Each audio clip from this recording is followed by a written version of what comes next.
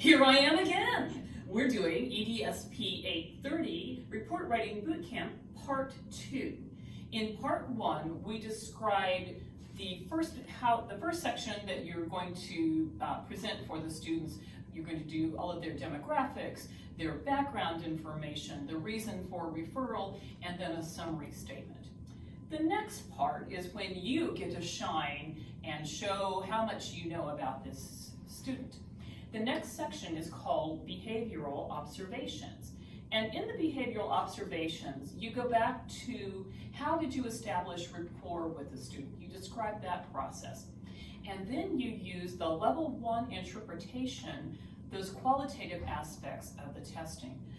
You look at your cover sheet of the test protocol, and you've made notes about how did the student respond to the testing, were they persistent, what was their level of conversation. All of those are behavioral observations that allow you to show what you know about this student. It's the first time that you as a professional are introducing us to the student, and you use the test observations as well as the qualitative checklists for each of the subtests to describe how the student responded to the testing in a one-on-one situation.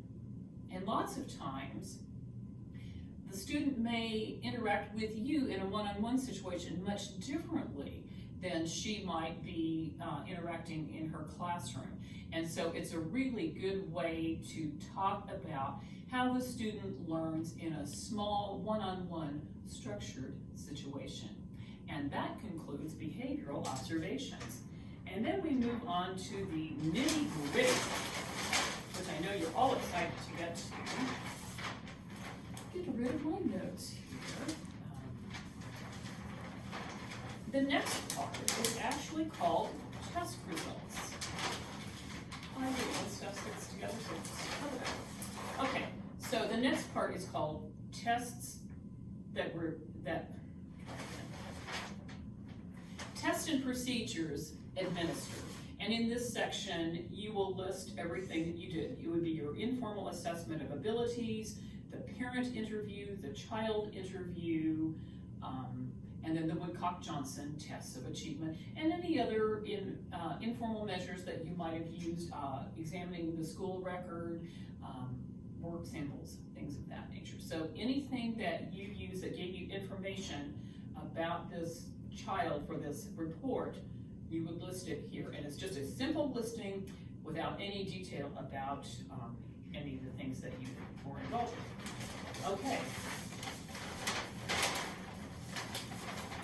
In the next section, we have the test results. And what we do in the test results section, you're essentially going to go through each of the clusters, the reading cluster, the math cluster, and the writing cluster. You will describe the overall test results, and then you will look at individual subtests. So what you need to know is what is it that the reading cluster measures. You need to write that out, and you can find that information in the Woodcock-Johnson Test of Achievement Essentials book, Chapter 4. It gives really good descriptions of what the reading cluster measures. Then after you have what the reading cluster measures, you will report the test results. How did the student individually do? And so we're going to present each test cluster and the student results, and we'll analyze those results and make some determinations about how the child performed. So that's the overall section. You begin the section by listing the testing that you did. And in this case, it was the Woodcock-Johnson Test of Achievement. And you did the standard battery, and you either did Form A or Form B. Now there are two ways that we could report out these testing results. We could do it subtest by subtest by subtest, or we're going to do something a little more sophisticated. We're going to do a content analysis. So what we're going to do is content by content by content. We will start with the reading cluster. We'll present those results. Then we'll move to the math cluster, present those results, and then the writing cluster and present those results. But there's some things that you need to do first. And the first thing that you're going to do for each of those clusters is to construct a testing table. And the title of your table will be Woodcock-Johnson Reading Cluster Test Results. And in the table, in the far left column, you will have the name of the cluster. It would be reading. And then you would have each of the subtests listed: letter word identification, passage comprehension, word attack, oral reading,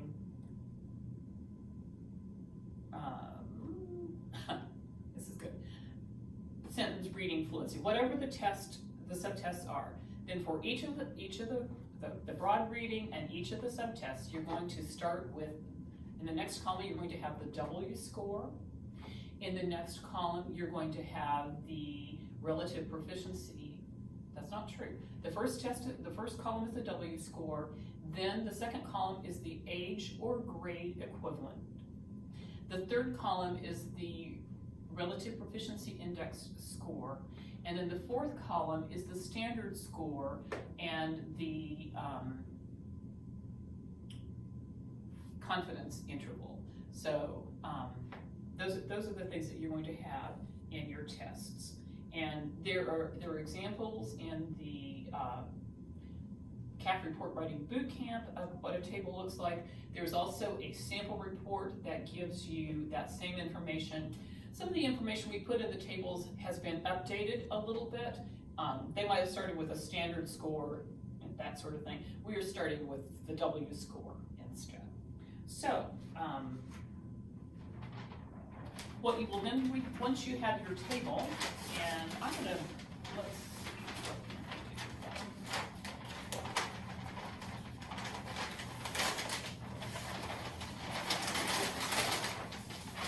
alrighty.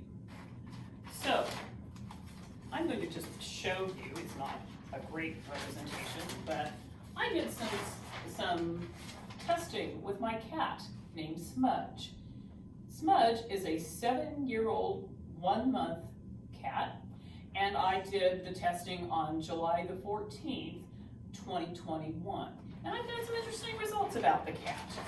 So, in the reading cluster, the cat has a W score of 406, which, if you recall, the reading cluster, the W score is based on an average score of 500. And this is considerably less than that 500 score. The age equivalent, since Smudge is not really in school, Smudge had an age equivalent of 5 years, 10 months. His relative proficiency index was 4/90. And if you recall, 4/90 it means that reading is incredibly difficult for the cat, which you might not come as too big of a surprise. And then his standard score was a 76, which is almost two standard deviations below the mean. So reading is not a very strong area for Smudge, the cat. But what I did, again, I listed the reading cluster, the letter word identification, which is a subtest. We listed passage comprehension. We listed word attack, sentence writing fluency, and oral reading. All of those that make up the reading cluster. Again, you report the W score, you report the age or grade equivalent, whichever you selected, you report their relative proficiency index, and you report the standard score.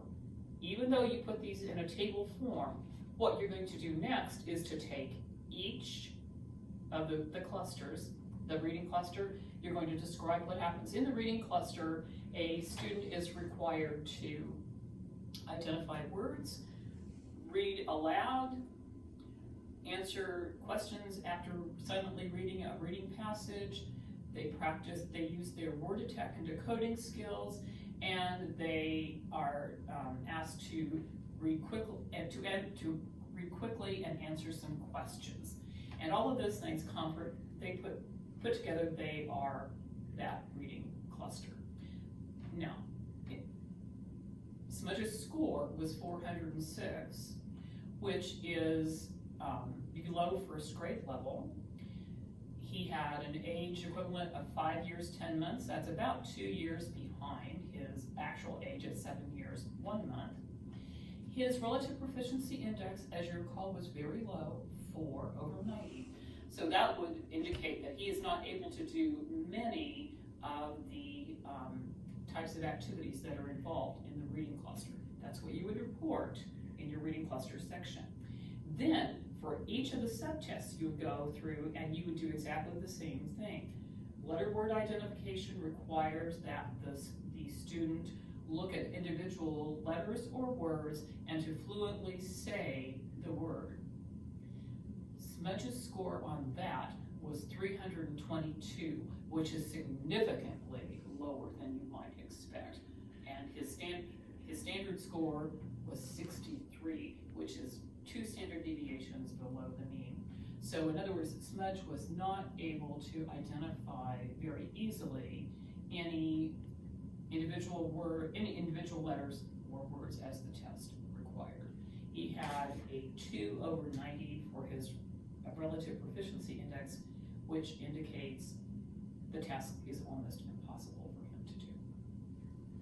So what you're going to do is for each subtest, you will list what the subtest measures, how the student performed on the test, what the test results are, and then you're going to make some conclusions about the performance of the individual on that subtest.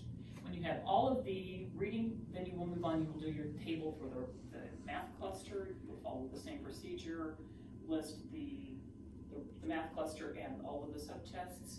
Again, you will do the W score, the age or grade equivalent, the relative proficiency index, and the standard score with a confidence interval. Then once you have the table, then you will go through, and again, you'll do the broad math cluster, calculation scores, applied problems, and fact writing fluency. So, and then again, you'll make your conclusions about how the student performed. There are several places for you to look for resources. There is, of course, the putting it all together part 1 and putting it all together part 2. Those describe the kind of testing and the levels of interpretation that we are using for our Woodcock-Johnson test of achievement. And there are some specific places that you might want to look for how to write up the response to intervention. That's absolutely wrong. Let's just stop there, I think. And then I will talk to you individually, not individually, but as a group in class about where to look for some resources for writing up